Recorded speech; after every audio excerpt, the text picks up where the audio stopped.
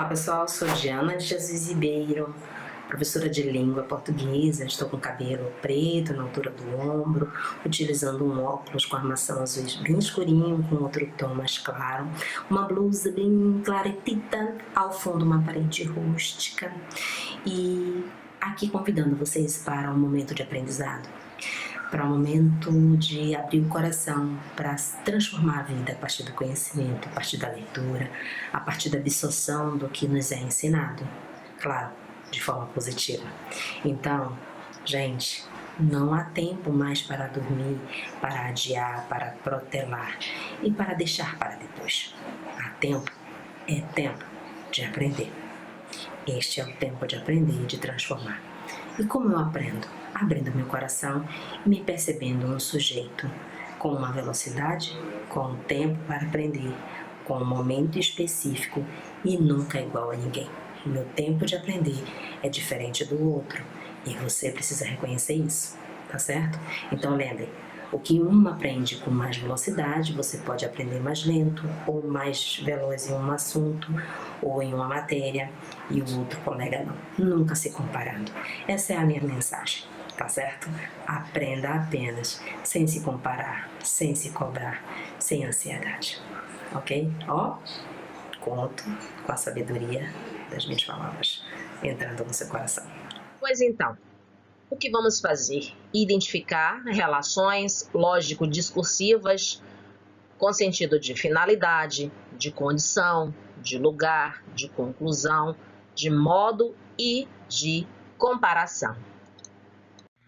Vamos ler agora um texto intitulado Conta de novo a história da noite em que eu nasci. Conta de novo a história da noite em que eu nasci. Conta de novo que vocês estavam dormindo encaixadinhos feito 2 colheres e como o pai roncava. Conta de novo que o telefone tocou no meio da noite e eles disseram que eu nasci. Conta de novo que você começou a gritar. Conta de novo que você ligou logo para a vovó e o vovô, mas eles não atenderam o telefone porque dormiam como uma pedra. Conta de novo que vocês foram me buscar de avião, levando uma sacola de fraldas e mamadeiras e que no avião só tinha amendoim para comer e nem um filmezinho para ver. Conta de novo que você não podia ter um neném na sua barriga e por isso eu saí da barriga de uma outra moça que não podia cuidar de nenhuma criança. E eu vim para ser sua filhinha e vocês serem meus pais. Conta de novo que vocês chegaram de mãos dadas ao hospital, morrendo de curiosidade de me conhecer. Conta de novo a primeira vez que vocês me viram pelo vidro do berçário. Eu berrava de fome e vocês riam que nem bobos. Conta de novo como eu era picurrucha e perfeitinha. Conta de novo a primeira vez em que você me abraçou e me chamou de filhinha querida. Conta de novo que você chorou de tanta felicidade.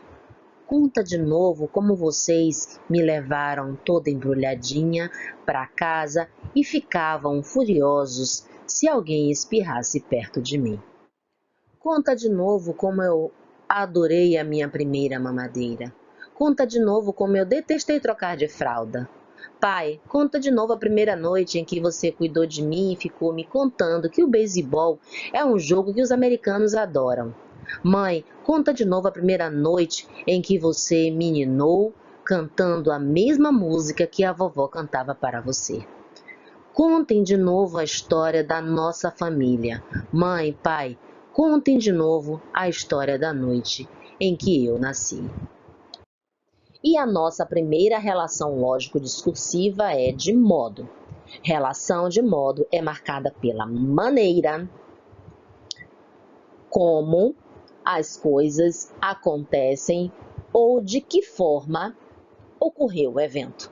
Vejamos o exemplo retirado do texto. Conta de novo que você ligou logo para a vovó e o vovô, mas eles não atenderam o telefone porque dormiam como uma pedra. Olha só, você tem um sentido aqui figurado, certo? Dormiam profundamente. Eles estavam em um sono pesado, ok? comparando. Pedra não dorme. Então, automaticamente, ela está sempre naquele estado. Você mexe e ela não, não desperta. Era a mesma coisa para os avós.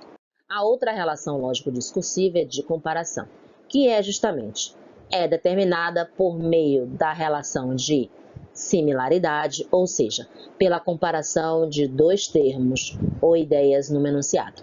Vou marcar aqui 2, certo? Porque no exemplo nós temos: conta de novo a primeira vez que vocês me viram pelo vidro do berçário. Eu berrava de fome e vocês riam que nem bobos. Há necessidade aqui de dois termos. Vejamos quais são. Vocês, que é a referência aos pais, e bobos, comparando os pais a bobos. Que nem, aí você pode substituir por como bobos, ou pode substituir por parecidos com bobos, ou iguais a bobos, ou igualzinho a bobos, tá bom? Você pode também colocar no diminutivo, que fica legal também. Todos dão ideia de comparação. Como é que eu percebo a ideia de comparação? Quando eu tenho dois elementos, no mínimo. Se eu comparo um jogo a outro, uma partida a outra, um jogador de um time com um jogador de outro time, e aí por diante, você precisa de dois elementos para fazer a comparação, colocando em níveis iguais ou um acima e o outro abaixo. E então, uma outra relação lógico-discursiva é a de conclusão. Relação de conclusão surge quando se encerra um pensamento ou uma ação a partir de uma ideia anterior. Eu preciso de um pensamento anterior para concluir o que vem a seguir, certo? Vejamos. Conta de novo que você não podia ter um neném na sua barriga. Por isso, eu saí da barriga de uma outra moça que não podia cuidar de nenhuma criança.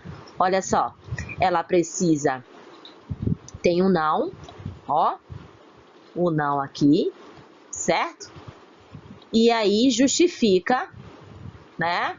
Conclui que por isso que ela saiu da barriga de outra moça. Eu posso substituir aqui por logo, por então ou por dessa forma, ok? Temos aqui a relação lógico-discursiva de condição. Surge quando se estabelece uma certa condição para que algo aconteça. Vejamos aqui no exemplo. Conta de novo como vocês me levaram toda embrulhadinha para casa e ficavam furiosos se alguém espirrasse perto de mim. Aqui eu fiz uma inversão para que vocês possam perceber que a mudança pode ocorrer na ordem das orações. Se alguém espirrasse perto de mim, eu trouxe para o primeiro, né? Para o primeiro ponto aqui do texto. Agora, ficavam furiosos, pode ser colocado depois. A oração principal pode ser colocada depois. Então, eu posso colocar a oração condicional logo no começo e a oração principal depois. Esse se, eu posso substituir por caso em usos populares. Algumas pessoas verbalizam assim: se caso eu chegar cedo, a gente conversa. Esse se junto com caso não cabe, porque se e caso tem o mesmo sentido. É uma repetição que promove um equívoco gramatical. Então, ou você utiliza o se ou o caso, certo? Sendo que caso é popular, tá bom? Estação Conhecimento, Arari, Maranhão.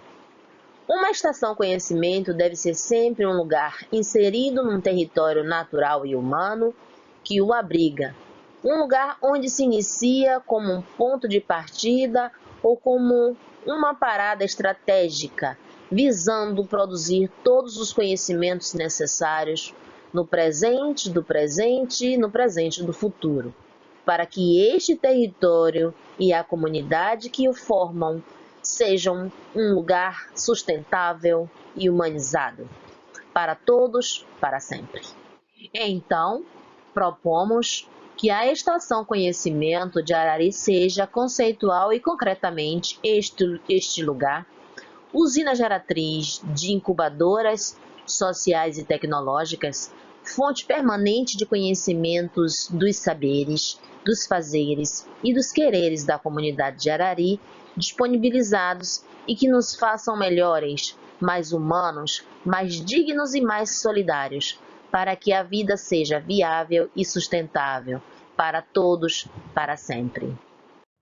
A relação lógico-discursiva que aqui nos cabe analisar é a de lugar.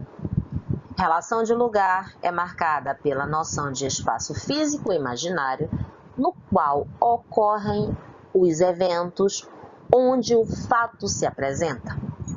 Vamos a um exemplo. Uma estação conhecimento deve sempre ser um lugar inserido num território natural e humano que o abriga.